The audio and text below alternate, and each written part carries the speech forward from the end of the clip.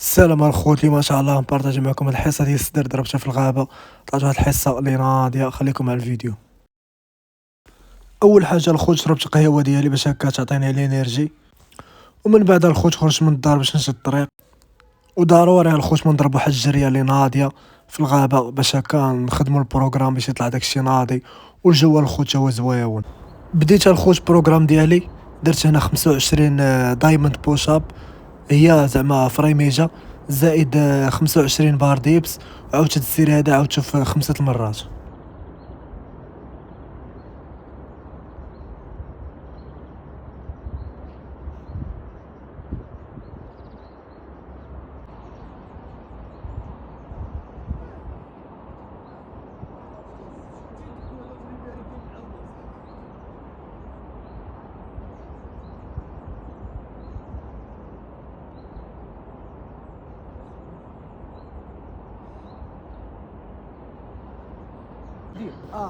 وهنايا الخوت درت كرونو ديال 5 دقائق، كل دقيقة كندير فيها 25 بوشاب عادية.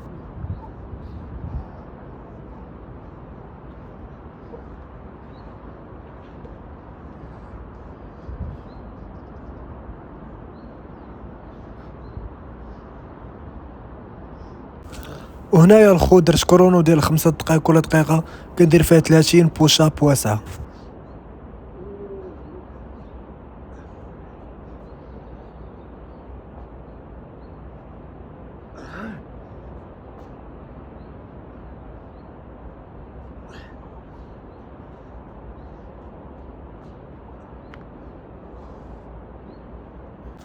وهنايا الخوت درت 30 ديبس زائد 30 اكلين بوشاب، عاودت هاد السير هذا عاودته في 5 المرات.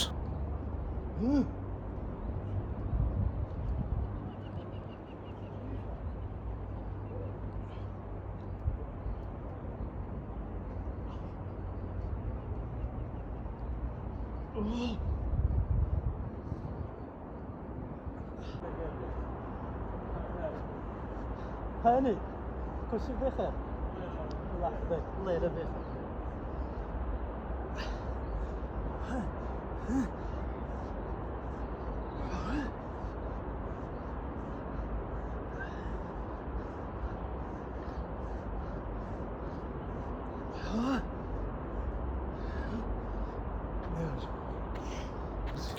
هنايا الخوت درت كرونو ديال 5 دقائق، كل دقيقة كندير فيها 25 بسيدو بوشاب.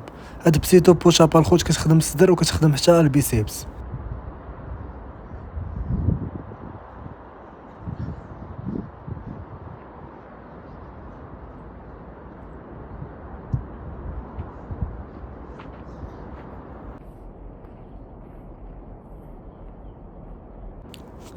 هنايا الخوت درت كرونو ديال 10 دقائق، كل دقيقة كندير فيها 25 ديكلين بوشاب.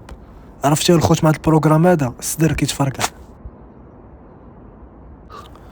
هذا الخوت هو اخر تمرين في الحصه ديال الصدر.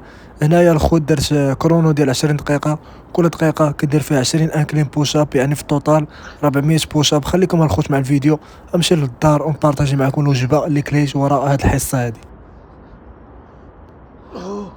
هنا الخوت سلقت بطاطا والروز والجلبانه وخيزو، وغادي نوريكم شنو غادي ندير مورا هادشي. ومن بعد الخوت صايبت الكبده مع البصله، جايتها الخوت ناضيه. خليكم مع الفيديو.